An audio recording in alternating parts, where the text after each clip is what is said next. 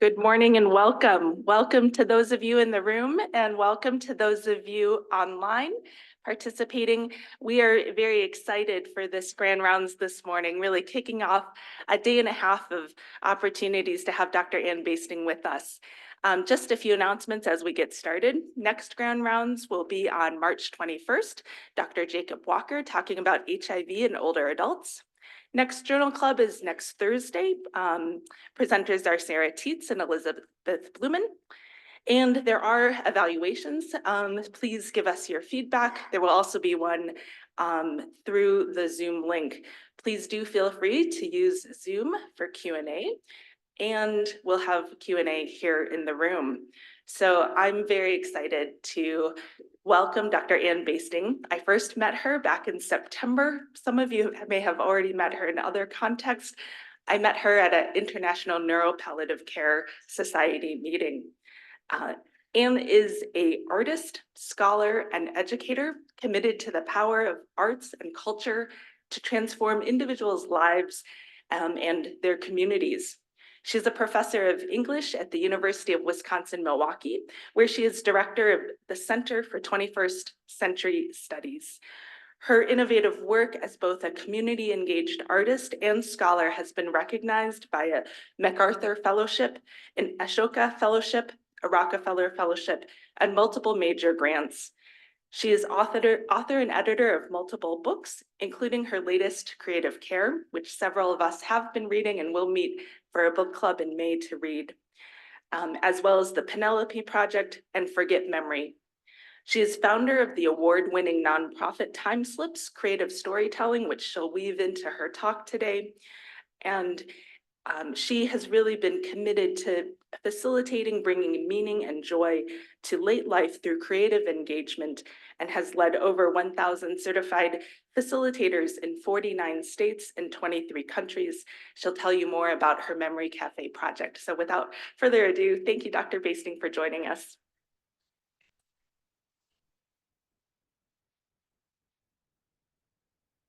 Good morning. And first, let me say what a treat it is to be back in Colorado.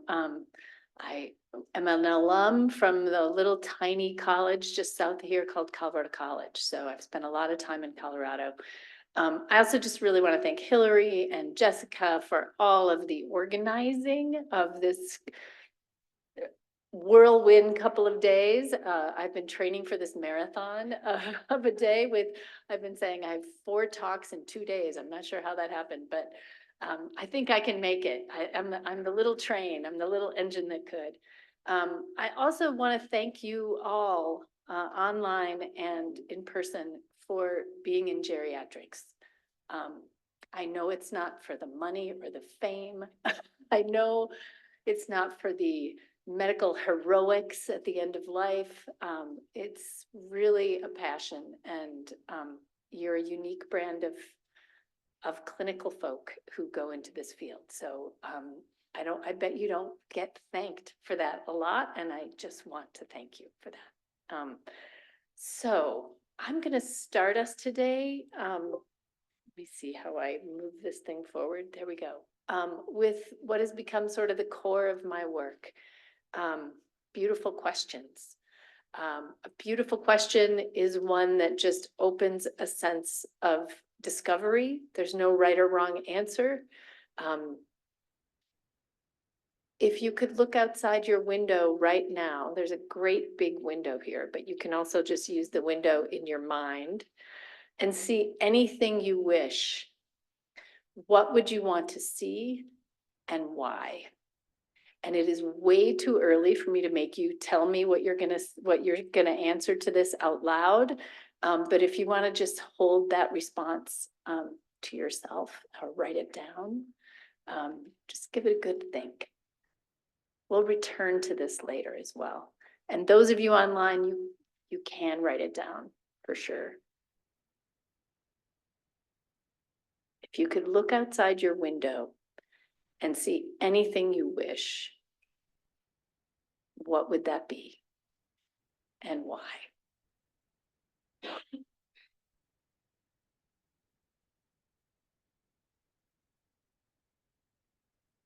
So my work has really been in the dementia field for many, many years. I didn't start out that way. I started writing my dissertation on the social performance of aging and really looking at what roles we play as we age, what costume, I have a PhD in theater, believe it or not.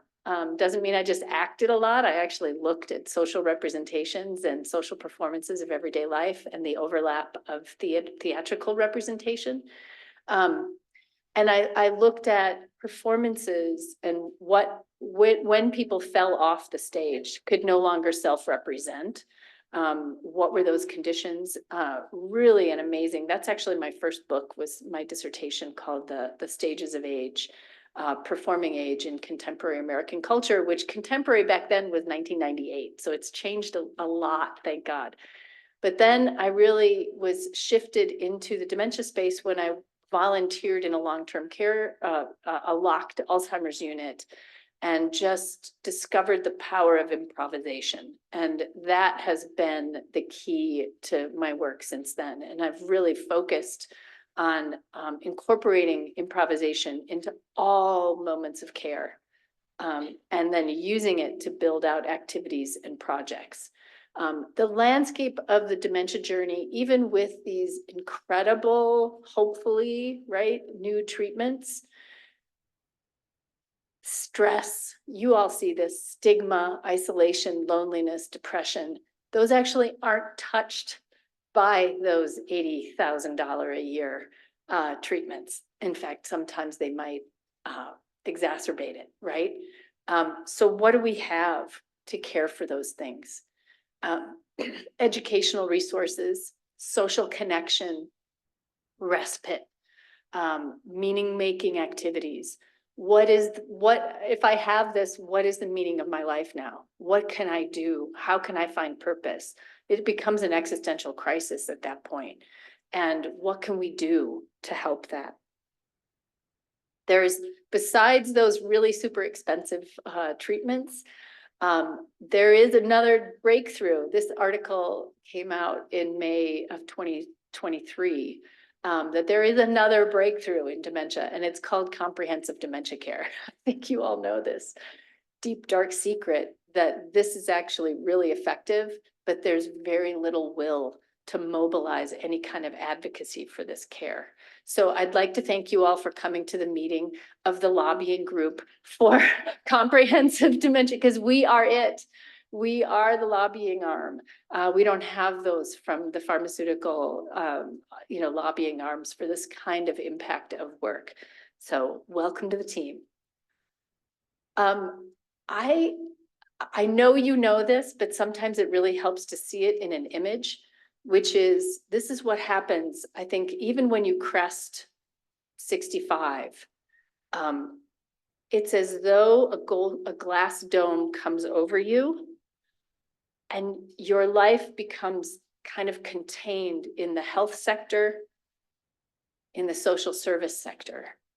And that, I think, is an image of what happens when what is breeding that isolation and that the stigma and the cutoff of social connections, that glass dome where people, your neighbors don't want to come in anymore. You lose connection to the networks that supported you, to the cultural institutions at which you found meaning, where you made meaning, whether it was volunteering, all these things. Suddenly you find yourself in this glass dome and you can kind of see outside, but you can't connect to it anymore. Or those organizations that are outside that glass dome don't know how to connect with you anymore. It's a very strange thing that happens culturally. And I think this is a great image to kind of see it fresh as to what happens. The heroics of the geriatrics and social care and healthcare systems to try to be world, to fill in the gap for what's out there that people can't access anymore, and to recreate it inside their own world is incredible. There's a huge movement toward integrating arts and health into the actual hospital system and the clinical systems. That stuff is really amazing. But you know what we could do? We could just lift the glass dome. We could, we could just figure out how to lift that dome and reconnect people to the systems that they found meaningful before. Or learn new systems even that could be meaningful for them now. And this is a little bit of where my work has kind of come in this kind of really creative system solution thinking. That there are these three sectors. There's the healthcare sector, social service sector, and then there's this totally untapped. This is the good news of the day. We have a new friend to come help us with this work, and it's the arts and culture sector. The social prescribing movement that really started in the UK and beyond internationally, really, you know, those places that have national health systems. We sort of have one in geriatrics. It's as close as we can get. But they've been doing this social prescribing work of trying to link to those structures outside of the health and social service sector for decades now. And there's really great research showing the benefits of those. We're starting to do it in this country. It's called, you know, community referral, community services. It exists. We already have those networks. They're really existing right now to guide people to food, you know, who might be food insecure, housing insecure, addiction issues, things like that. So we know that world exists, but for that world of loneliness, isolation, meaning, purpose, there is a new energy within the arts and culture sector. Culture RX, or arts pharmacy, is really an emergent thing that's happening. And I am here to tell you all about it because I think they offer a lot of potential to help us not have to recreate the world of social meaning and purpose inside the therapeutic model, but just to lift that glass dome and let people reconnect with those systems that supported them during their lives. Let me see if this goes forward here. Whoop. Okay. I'm not sure where I can click to make that happen. Okay. Well, I think I drew on it. That's very strange. I'm not sure how I did that. So here's the dream. What if at the point, I'll put my little elephant up there because it's so cute. What if at the point of diagnosis, we could offer neighborhood-based programs offering connection and meaning and purpose throughout the journey to the end of life? Wouldn't that be great? How can we do that? Well, Arts on Prescription is a brand new released guide that, here's the actual URL, but I'm going to go back. So you'll see the URL in a minute so you can capture it. And I think also Hillary just has these slides so she can share that with you. I'm just going to read this to you because I love this quote and I'm annoying that way. Carl Jung once said that loneliness is not the absence of people, but the inability to express what matters to you most. Finding that expression with words, or when words fail, with a movement, a sound, or the framing of an image, triggers biochemical responses that generate connection and pleasure and awe, and it helps us find meaning and perspective. This allows us to create a pathway when we may have felt the future was uncertain. It's just so good and concise about what the power of the arts are, the arts that are emotional and symbolic language that people can learn to use pre-language as children and all the way to the end as language fails. Language never fails, it just transforms, right? And so we, using the arts as a tool, can learn to communicate again and invite people into meaning making through the arts as a language. All right, there's that URL or that QR code if anybody wants to capture it. I'm going to be referring to that guide in different spots. It's like to entice you to all the talks I'm giving in the in the next 2 days, and different parts of it. So I won't do it all here. Here's just a study from 22, social prescribing as social cure. I used to say that the social cure for dementia, and people were like, yeah, yeah, yeah. I'm like, oh my God, look, other people are saying it.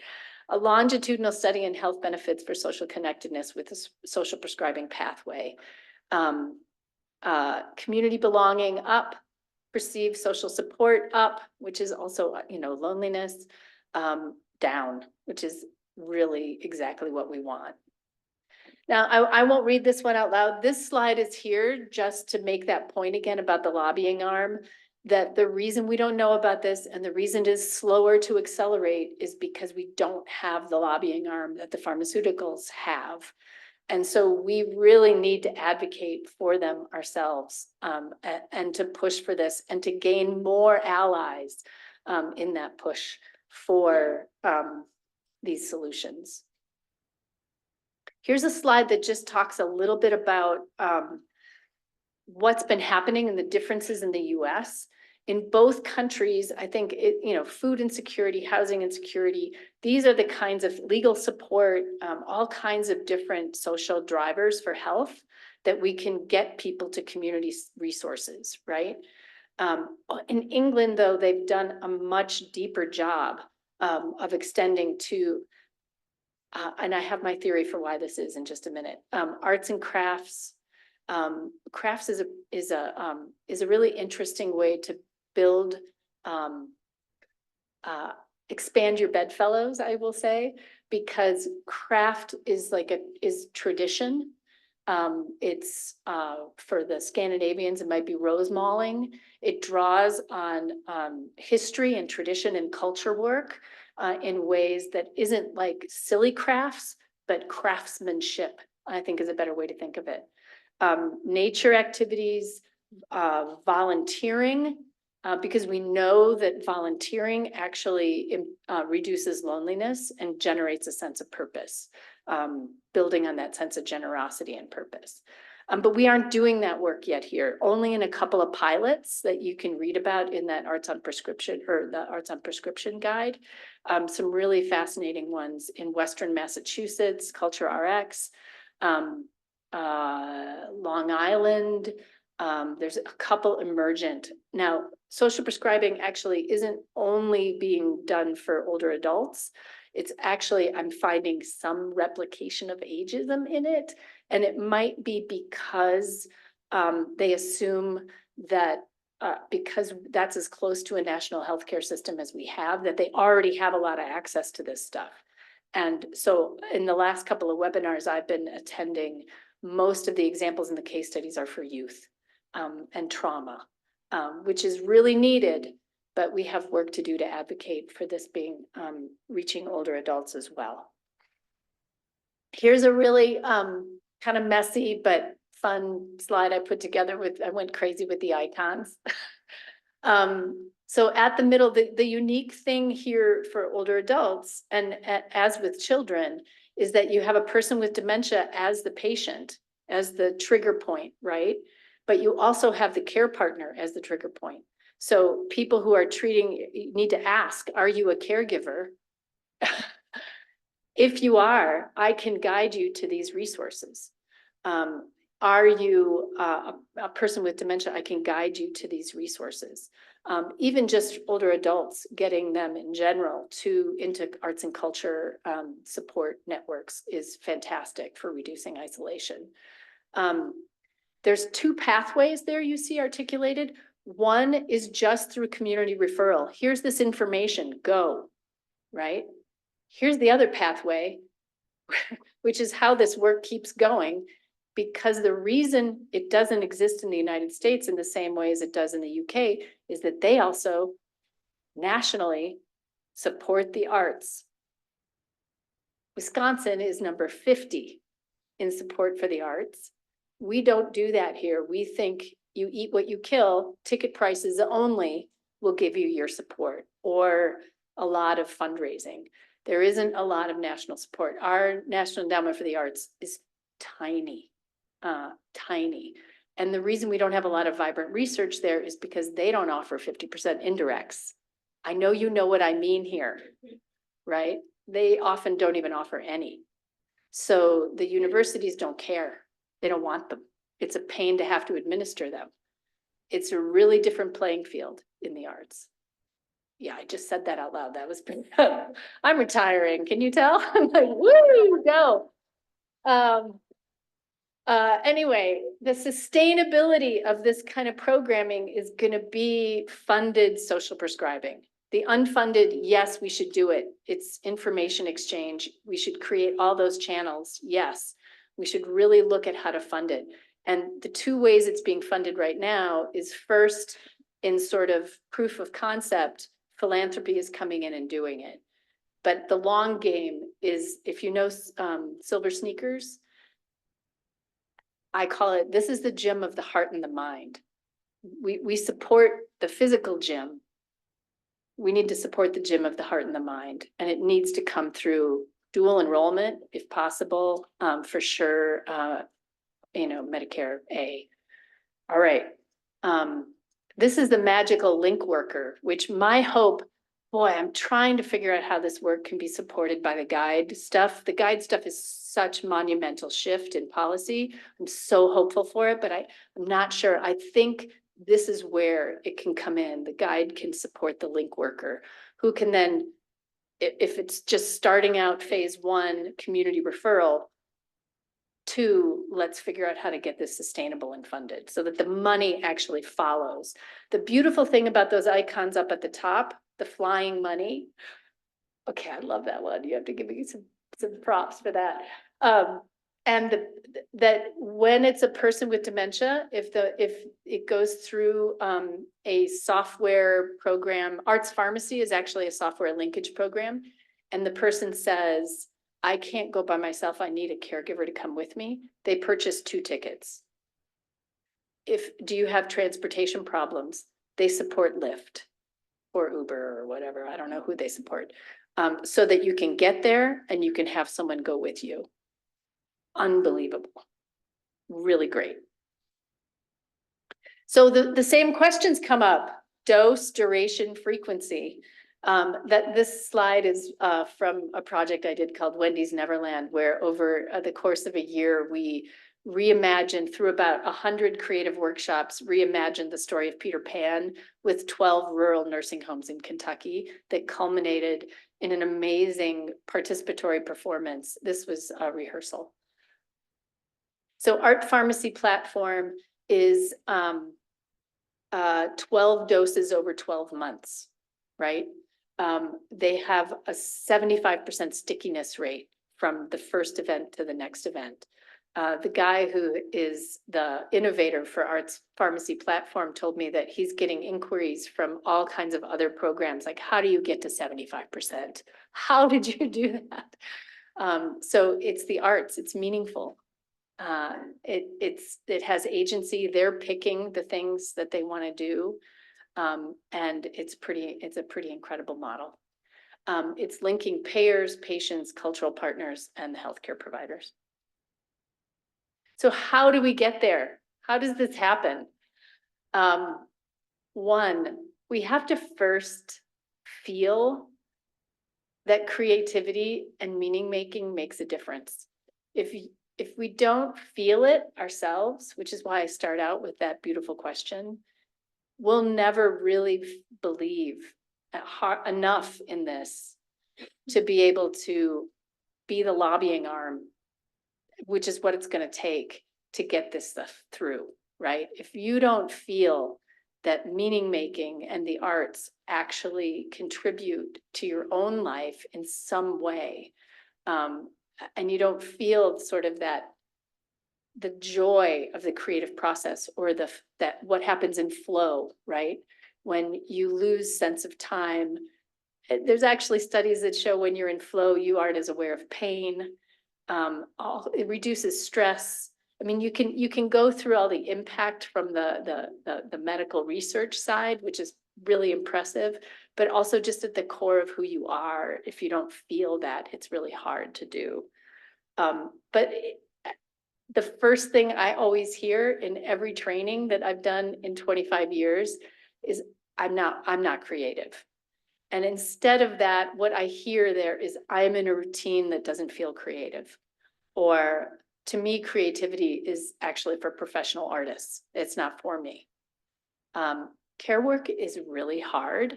I don't have time for that. That I get mostly from the long-term care staff. I'm too stressed out to feel creative. I don't have space for that. But the irony here is that that is exactly what will cure it, right? To infuse creativity into every moment of care is to create a space for the self to come back out.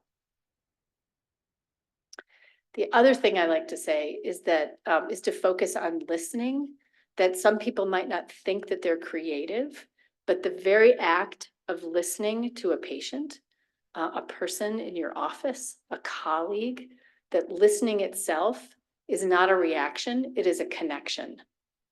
Listening to a conversation or a story, we don't so much as respond as join in, and we become part of the action. The whole book of creative care is about reorienting to see that moment of listening and connection as a creative act. The other misconception is that creativity is all about the past, that's the only thing for older adults that you can access, or that older adults are really limited to the past. And this is the cover of a 1994 book that that's when I was finishing my dissertation, and I was so happy to find it. It's David Greenberger. I don't know if you can find it anywhere. It's tremendous. Duplex Planet. Everybody's asking who I was. He's an artist who did interviews with older people in small group homes. He actually worked in a group home, and he asked them questions like, I don't know if they're beautiful questions. You would call them this. If you could swim in coffee, would you? Just a question, right? What is a caveman? You know, he asked questions that I call were designed to jump the track, right? Because the questions that are usually asked have to do, think of the glass dome. What are the questions we're asking older adults? What are the questions we could ask them to break the glass, right? Ooh, I should write that down. I've never said that before. That's good. So this is another example of the creativity working. It's just a little simple thing. My living lab right now is when I go to visit my mother on a memory care unit. That's a long story, but I'll just tell you this. I love to come around the corner and not know what's going to happen. I never do anyway. How is she feeling? What's she going to be like in this moment? It is different every day. So I found this thing to do. Plus she doesn't like to walk because her knees give her pain. So I'm like, I'm going to get her up in the walker, in that great nitro red walker. And we're going to go down the hallway. And I say, okay, Mom, let's go. Do you want to go on a beauty walk? Sure. Yeah. Okay. Let's just go 10 feet. Right. And then we're going to look and see what's beautiful. And then I'm going to take a picture of it. And I'm going to show it to you. You're going to point me to what I'm going to take the picture of. And then you're going to tell me if I got it right or if you want to take another picture. So 10 feet. I like that. That pine cone. Yeah, that pine cone. Okay. Did I get it right? Yeah. I like 10 more feet. That's beautiful. What about it? Just the way it curves and the color. Okay, did I get this right? No, take it again. I have about 20 of these photographs on my phone. 10 feet. This is beautiful. Really? Yeah, it is. Okay. This is just the upholstery of a chair. That is a very weird side table. She loved it. That's a plant with some light on it that she made me take about 5 different times. That is a vase that she made me photograph from the top. And that's us. That's it. That's about an hour of just discovering beauty together. So the next thing we have to do to get there is I'm just kind of inside myself laughing. If I could look out the window right now and see anything I wanted, there are window cleaners literally outside this room right now. It's very funny. Never would have thought of that. Referral to community programs. What is already happening in Denver? And let me tell you, I don't know if you know this, there's a lot happening in Denver. I just looked at denver.org and my God, you people, there's a lot of arts and culture here. There's a lot outside of the glass. There is a ton to connect with. Now, there is a lot of work to do, and there are organizations that do it to train those arts and culture groups to be accessible to people with dementia, not because the worst thing you could do is send someone there and then get re-stigmatized, right? And then that shuts the whole thing down. So there's a lot of work in dementia-friendly community work to be done to open these things up, but there is such an incredible wealth to build on. The Denver Public Library, you guys have a gem here of older adult services and particularly even programs specifically for people with dementia and their caregivers. Same with the museum. Denver Art Museum has specifically programming for people with dementia and their caregivers in the Spark model, which proud moment comes out of Wisconsin. The next thing, I'm actually just going to go briefly over this because I want to make sure I have time for questions, is it is also possible to infuse meaning making into the health and social service systems themselves. This is where I get all excited besides the networking and lifting the glass dome, is because it actually has this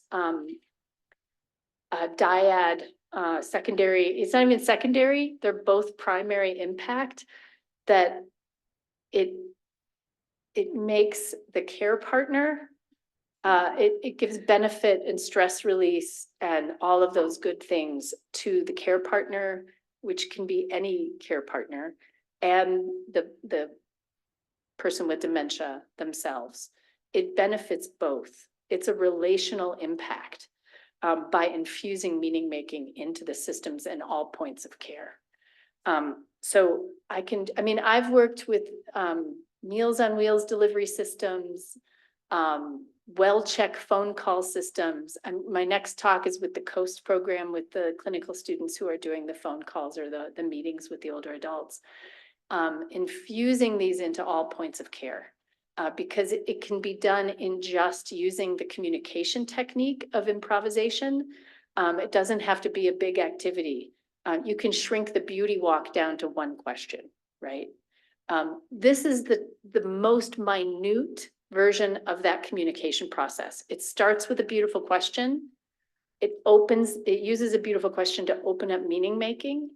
It builds through improvisation, which is yes and, which is a positive affirmation of whatever comes at you, right? I mean, that's the radical thing. There's no correction. It is, oh, really? You just swore at me in Swedish? I'm gonna build on that, right? Like, and that's actually happened, which is really funny when it happens.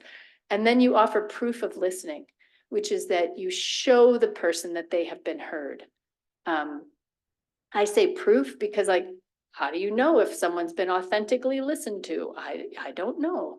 You can write it down, you can echo it, you offer proof to the person, you change your behavior that they have been heard, right? And then in the work that I've done, it all yields to a product that demonstrates commitment and value. So you value what comes out of this exchange in some way. In those minute moments of just like exchanges in care moments, you don't have to build a product out of it. You can write it down on an index card if you make a tiny poem together and give it to the person as a gift to take home, or you can put them on a bulletin board. You can create micro products, but I don't want to intimidate you with that at the moment, just this little tiny process. So this is just an example of that. What is the most beautiful sound in the world? These got sent out through an art center during the pandemic. And so that's why you see them, they were mailed back. And this answer is just, when you least expect profundity, it's gonna come at you and just make you believe that this is what has to happen everywhere. Your mother's voice from birth till the end of time. Or your father, really. That means if you could look outside your window and see anything you wish, what would you want to see and why? I want to share something with you quickly. And then just to say that this can be done by phone as well as in person. And I'm just gonna play this, hopefully. This is an example of an arts product that came out of just asking these beautiful questions by phone.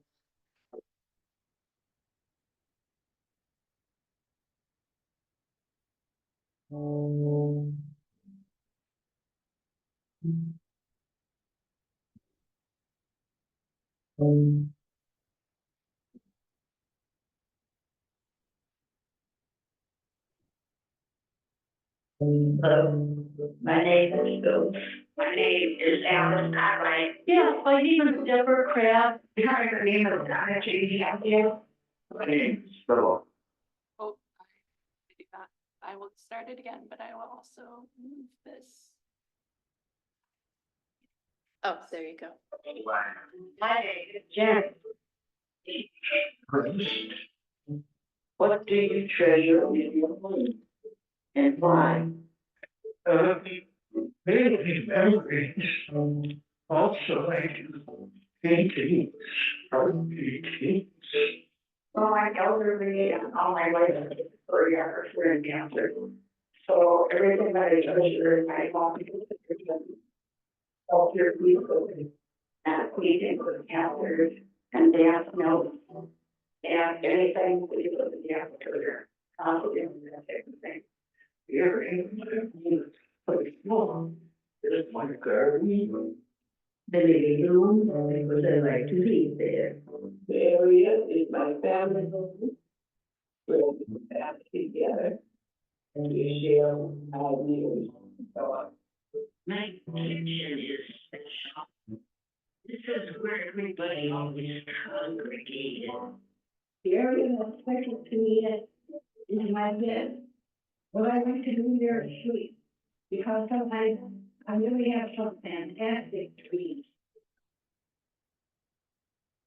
If you could look outside your window and see anything you wish, what would you want to see? If I look out my window, I'd like to see a very large garden of roses, of all different kinds of roses and different colors.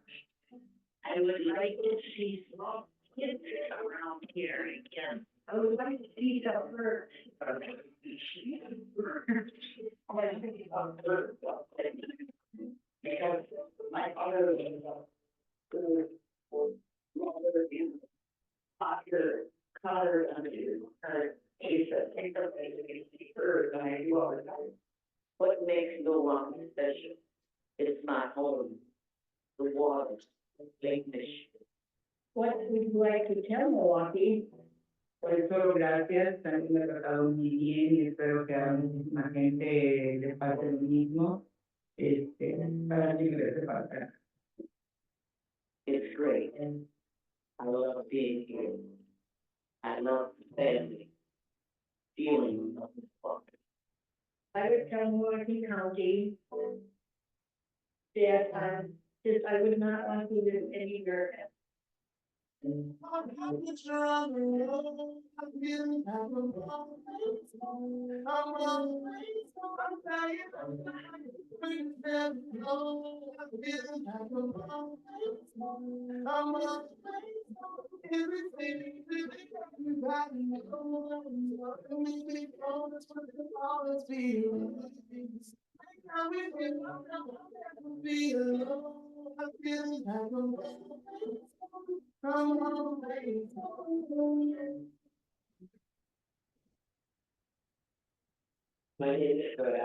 name is Arlene.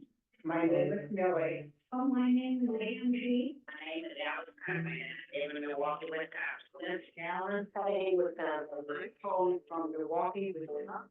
Not from Milwaukee, Wisconsin. I'm calling from Milwaukee, Wisconsin.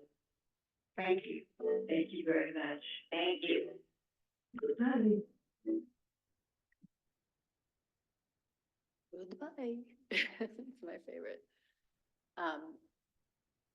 You get a little taste of the intensity of the Wisconsin accent there. To me, listening to those, because the messages came across, it was just like a Google voice line. So I got to hear them all. And they went out on the questions, went out on the back of the menu, the monthly menu for the Meals on Wheels. So it was, we didn't even have to do an additional piece of paper. We just wrote them on there. The way people thanked us for asking the question. Thank you for asking me. Gives you an idea of just the power of being invited into meaning making. So, summary. The arts and culture can be a full player. We can lift the glass dome. I'm really excited by the social prescribing movement. I think we have to keep an eye towards sustainability, and there's just tremendous promise. The expansion of this, a project I'm doing, which is emc2project.org, is expanding memory cafes and enhancing meaningful connection. Trying to grow memory cafes, which are those little informal support programming, destigmatized fun zones, I like to call them, from 900 to 9,000 in the United States over the next decade, and to tap them into the social prescribing movement so that they're sustainable and supported. Key questions when you're setting out. If you do take on, how do we break the glass? What is already happening here? It's just asset mapping. What are the needs for the population we want to impact and the systems and people involved? How is our system already doing? I'm a big believer in let's not reinvent the wheel. What are we already doing? Where are those referral systems already existing? And how can we expand those?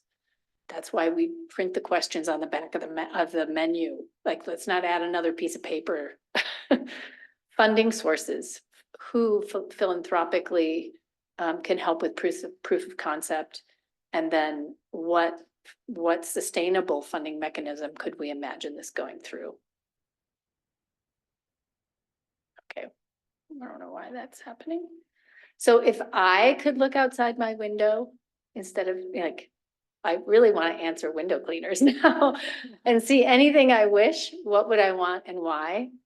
It would be what happens when you lift that glass dome, and a full and vibrant connected system for people to have access to social connection and meaning making in arts and culture, because that is what people are afraid of at the end of life. They're not necessarily afraid of dying. You know, all of this terror management work, the terror for people that we deal with in geriatrics is actually meaninglessness, right? That is what we can help with this work. And so me and my mom say thank you. Thank you very much. I'm here for questions.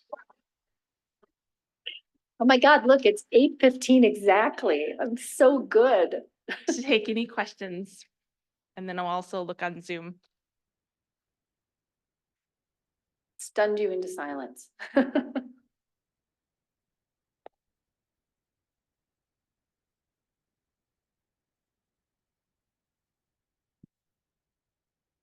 Thanks for the talk. This is super interesting. As a clinician, if there's one thing I could start doing today in a clinic visit that could be like relatively small, where would you recommend starting? Because this seems awesome and a little overwhelming of like, how do I discover like someone's meaning in life? And I know there's these few questions you shared, but how would you start?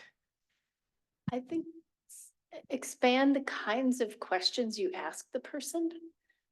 Because I think it's super important. There's actually been a lot of good work in music where people say, write down your favorite music and now, because that's gonna help get you through, right? And what gives you meaning right now? And there's no reason why you shouldn't keep doing it. And how look for social support systems where you can keep doing it. Volunteering. I think ideally what's happening at the same time as this talk here is a network of the arts and culture sector that is trying to expand the amount of programming that's accessible to people. But the libraries right now, even with the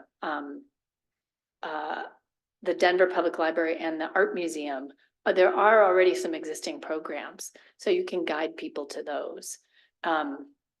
I'm not sure, I didn't look at the latest Spark list.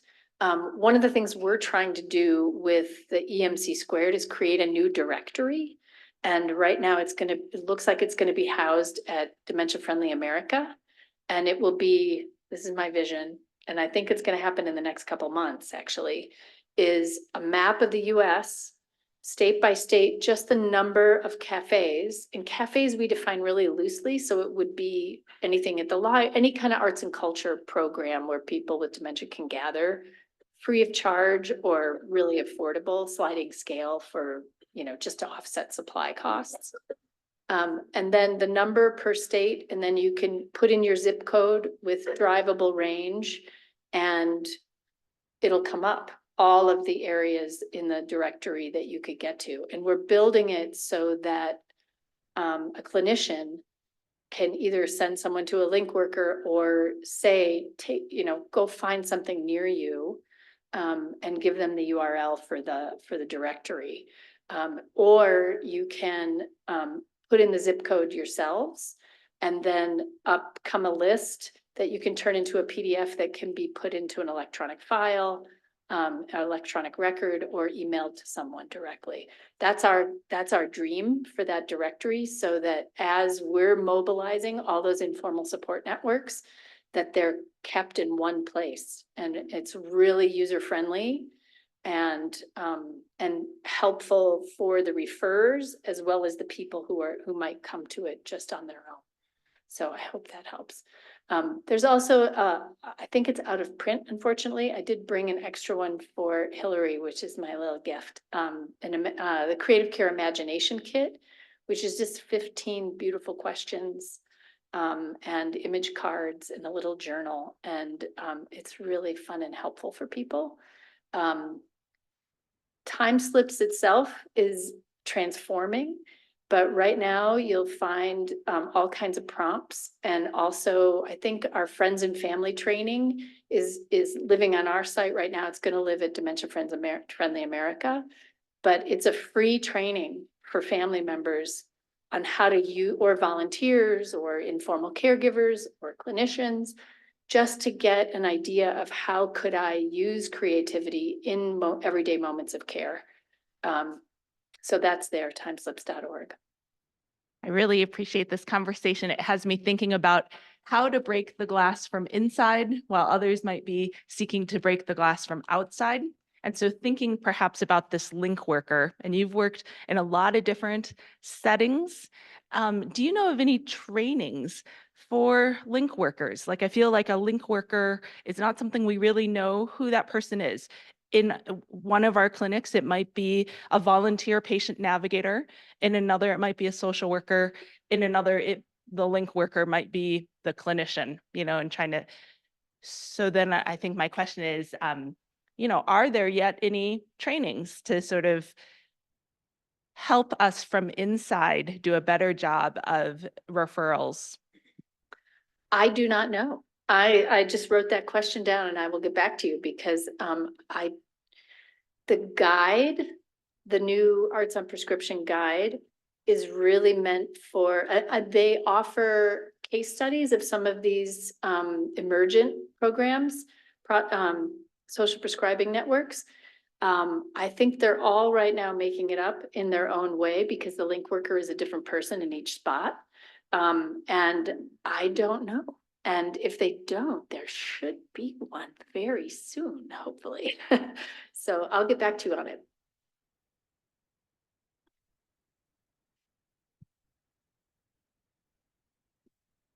Hi, I'm Dr. Kim Paxton from the College of Nursing. First of all, thank you so much for showing Milwaukee in that gorgeous light, because I am from Milwaukee and I recognize so many of those beautiful, beautiful pictures that you said, especially the shoreline along Lake Drive. So that was absolutely gorgeous. My question to you is, I do a lot of curriculum development. And I'm right now in the middle of a health promotions class. And I am thinking right now that in 2 weeks, I have an interventional integrative health module coming up. And I want to change it to this because it's about integration. And this is completely off the line. What would be your suggestion for those of us who deal with curriculum development for putting pieces in place to teach the next generation of providers how to work with this concept, and what do they need to know? Wow. I would say to go, we developed the friends and family training with friends and family of people with dementia and their care families. So, and the Imagination Kit was also co-designed with them. So I would it's free, take the friends and family training. We are also, time slips with my retirement, and after 25 years of time slips, we're shifting strategy to, license and share the trainings, within systems that are training. Because we're like, look, we'll never get to the impact that we need with the population, and even just the dire need for this work. So we're in the process of like, do you want to just embed this training in your curriculum? Just give me an email. Because we're going to license it for free to Dementia Friendly America for the friends and family training. We also created something called the engagement party, which we need a lot more fun and well-designed language in long-term care because it's really bloody depressing, let me tell you. And people just get scared by the language and the imagery and the bad design quality. So we're like, we're going to build, what are we going to do to teach families or to have families then teach each other how to do this? And so we designed the engagement party structure, and we made host guides. You first go through the friends and family training, and then you can download the host guide and all those things so families can do them themselves and gather people around and say, look, we thought mom was lost to us. Actually, we're just need to learn a different language. That's it. So those would be really helpful. And just let me know if you want to embed anything, and I'm happy to work with you. Yeah, it's really great material. And there's also a remote connection guide, and it's just really great.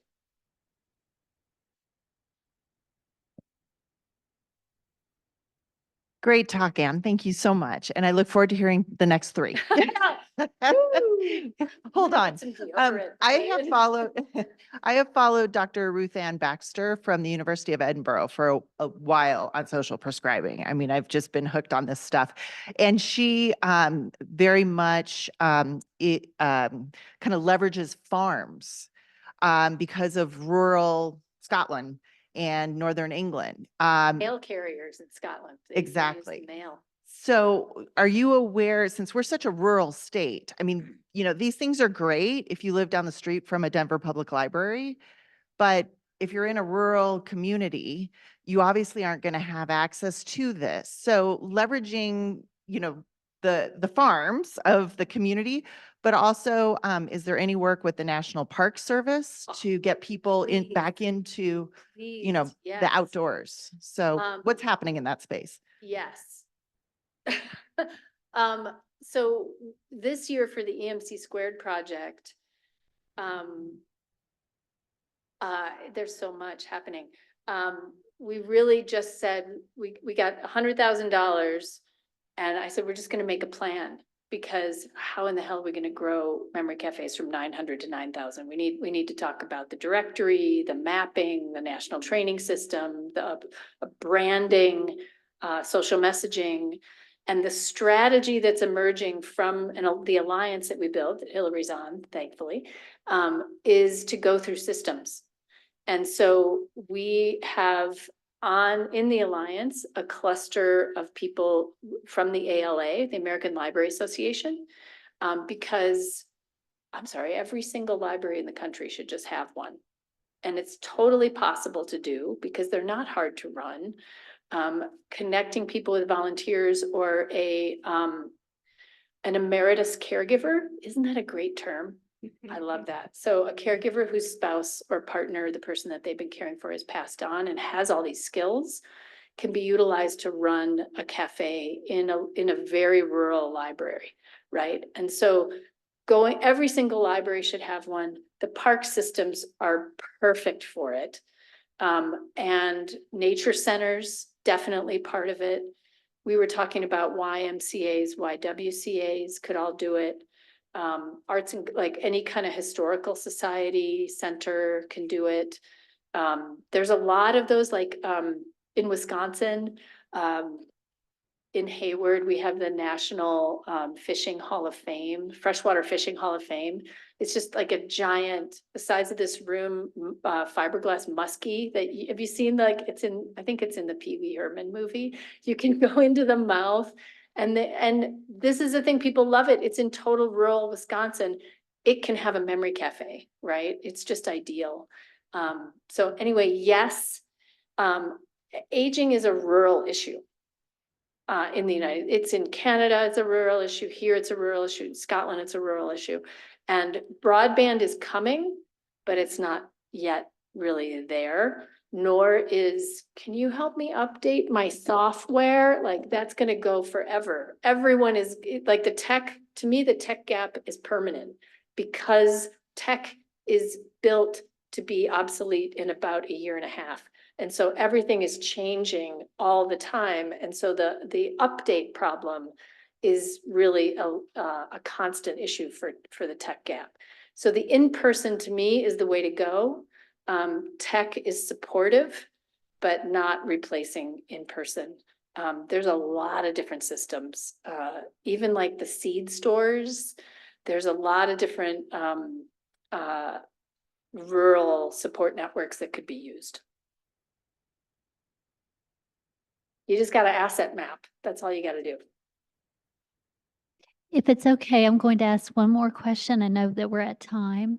One of the things that we organize are research roadshows, which engage older adults in research who are typically not reached with information about what we're learning from research, or don't equally benefit from research.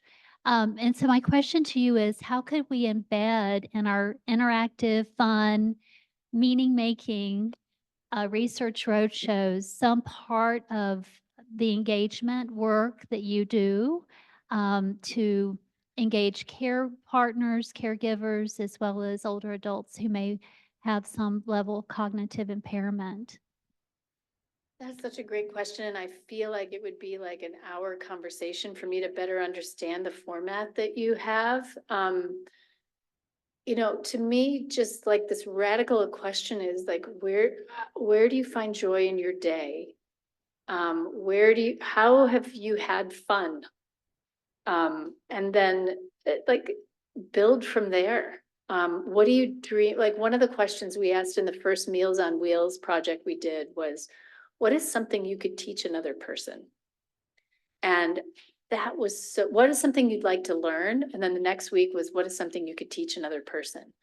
And boy, did we find cool things. And that would be such a cool project, to have like a time bank with people like that, with these really quirky little things. Like, I can teach people how to fill out forms, because I fill out forms in the glass dome, they are filling out forms all the time, right?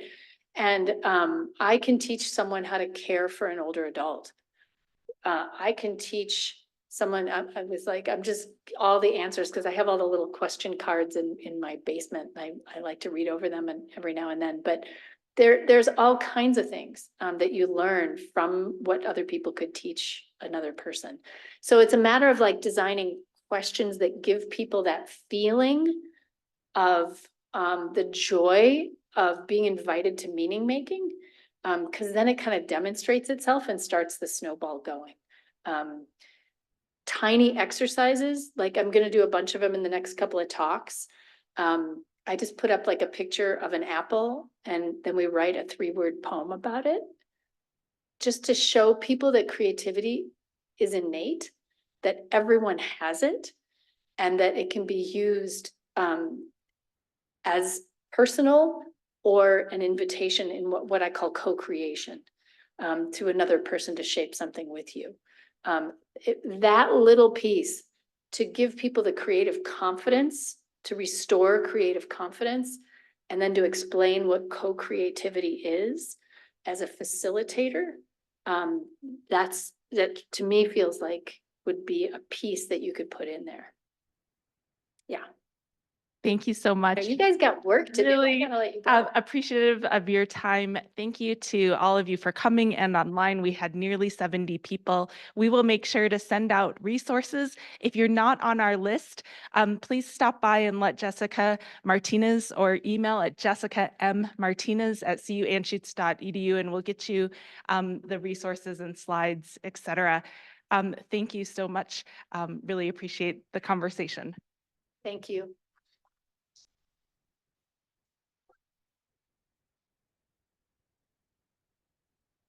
The great mystery of how this green squiggle got on the screen, I have no idea. So funny question.